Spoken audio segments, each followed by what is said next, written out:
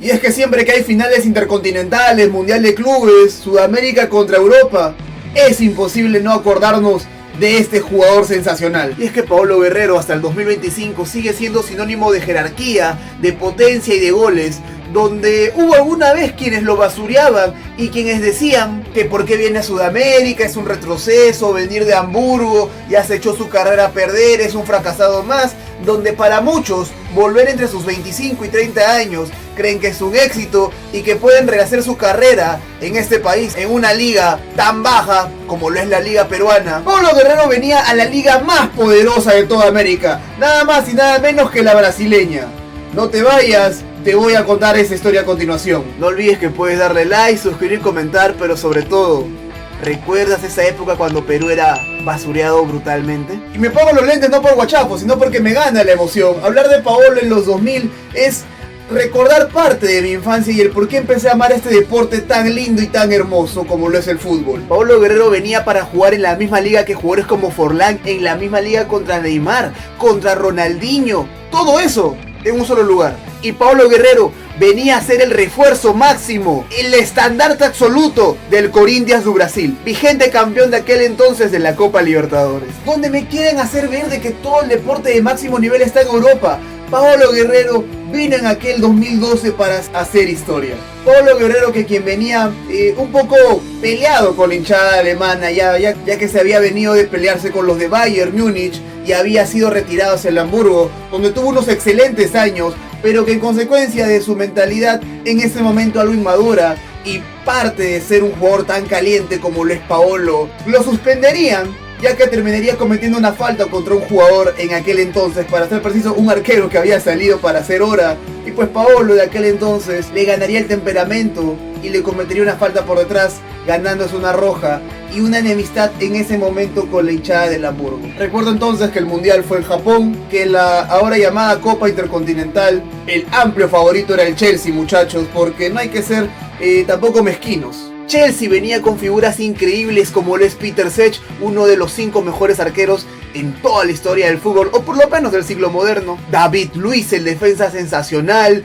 Venía Azpilicueta, estaba Oscar, Marco Marín, obviamente estaba en sus mejores años Eden Hazard, Frankie Lampard y obviamente la figura en ese entonces, Fernando el Niño Torres, quien había sido campeón del mundo hace 2 años y en ese mismo año sería campeón de la Eurocopa, consagrándose así como una figura absoluta del fútbol en aquel entonces. Por otro lado, Paolo contaba con hombres más humildes, como lo era el capitán Alessandro, defensa central, como lo era Paulinho, como lo era Douglas, Romarinho, que quien le quitaría el puesto de 9 titular. Pero en fin, para eso venía Paolo, para quitar nombres y poner el suyo en la historia. Y es que es así, siempre recordamos a Paolo cuando hay este tipo de encuentros, y ahora pareciese que cuando el Chelsea gana una Champions, una Intercontinental o ahora el Mundial de Clubes, nos acordamos de él, porque Paolo encontró dentro de la defensa férrea que era el Chelsea, y que siempre ha sido históricamente una de las mejores defensas de cualquier club en cualquier momento. Siempre es muy pero que muy difícil marcarle goles al Chelsea. Paolo encontró la debilidad,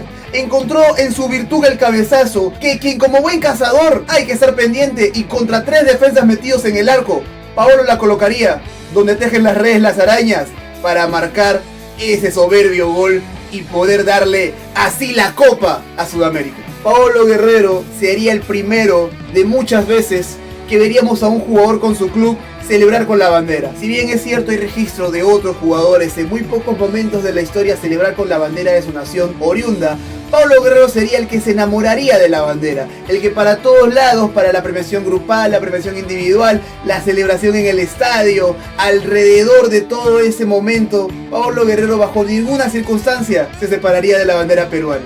Y es que es así, Paolo Guerrero es quien pues ama más al Perú mismo que a sí mismo tal vez. Las fotos de aquel entonces mostraban a Paolo abrazado, tirando, jugando con la bandera, cual si fuera capa de Superman, y aquel niño que quien tocaba la gloria absoluta en aquel entonces, lo máximo que podía aspirar a un club hasta el día de hoy, era Paolo Guerrero, y no dejaba de pensar en Perú, porque para él, sobre todas las cosas, era Perú quien mandaba en su corazón.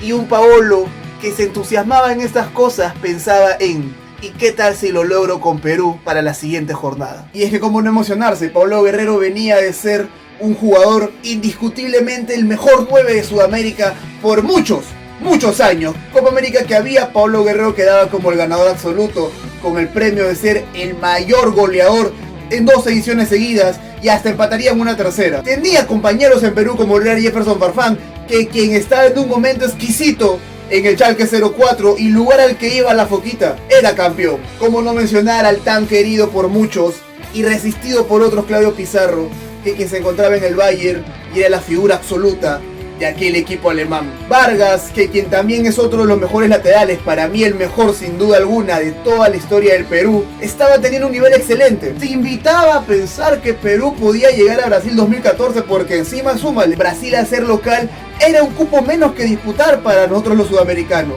Y los jugadores peruanos en un excelente nivel en Europa estaban haciendo cosas increíbles. Y los que ya no estaban en Europa como Paolo seguían marcando la diferencia. Pero la historia a veces es cruel y no siempre tiene que tener un final feliz. Paolo Guerrero, cual enamorado de su país, nunca se rendiría, siempre seguiría adelante. Donde algunos ya están retirados, tu Paolo, mi Paolo, nuestro Paolo sigue jugando. Y pese a que muchos quieran bajarle el precio, quieran bajarle el dedo y diciendo que tiene 40, 41 años, que ya es la argolla, que está matando el fútbol peruano y no sé qué tanta tontería más, Guerrero sigue siendo el mejor 9 que tenemos en Perú. Paolo es quien pues dio la cara cuando Perú era la cola fácil en el 2004 hasta el 2010, donde jugar contra Perú era los 3 puntos fáciles de Sudamérica. Era entonces que quien se peleaba contra otros capitanes de otras selecciones que querían achicanear al peruano, querían bajarle el dedo, te veían de arriba hacia abajo y te basureaban con la mirada. Por eso que hay muchos que no toleran la figura de Guerrero. Él sin duda alguna era el más macho entre los machos. Él se paraba de tú a tú. Paolo Guerrero nunca se achicaneó. Y fue Paolo quien popularizó el amar a este país. Porque si el Perú falleciera un día y tendría que revivir en una persona, sin duda alguna para mí, la persona que emanciparía los valores, la caracterización, el amor de lo que es este país, sin duda alguna sería el rostro y cuerpo de Paolo Guerrero. Tatuado, harto barrio, futbolero, determinante, amor a su vieja, pero sobre todo un guerrero de la vida. Paolo Guerrero es el héroe de los niños de los 2000 y finales de los 90 como yo. Paolo Guerrero fue el primer póster en la pared de su cuarto de muchos chicos de aquel entonces, me incluyo yo, y es quien al día de hoy es basureado por muchos. Y yo entiendo que se quiere buscar la generación nueva y refrescar la sangre, pero una vez más, y yo siempre repito, ¿a quién metemos? La figura de Paolo, mientras más pasen los años, ya sea en Corinthians, ya sea en el fútbol sudamericano, en el fútbol brasileño, se agranda cada día más, pero sobre todas las cosas, su figura como héroe peruano a nivel de selección nunca pareciera que va a morir, y todo lo contrario, se va a seguir alzando, porque mientras más rebusquemos e intentemos buscar algún delantero o un 9 para poder reemplazarlo, más difícil es encontrar aquel jugador que pueda sostener a todo un equipo, pero sobre todo darle identidad y amor propio a una nación. Yo soy Dylan Hattrick y espero que te haya gustado este recuento de Paolo Guerrero y su misión increíble, ganarle al campeón de Europa. Nos vemos pronto, muchachos. Te mando un abrazo enorme. Respeten a Paolo Guerrero.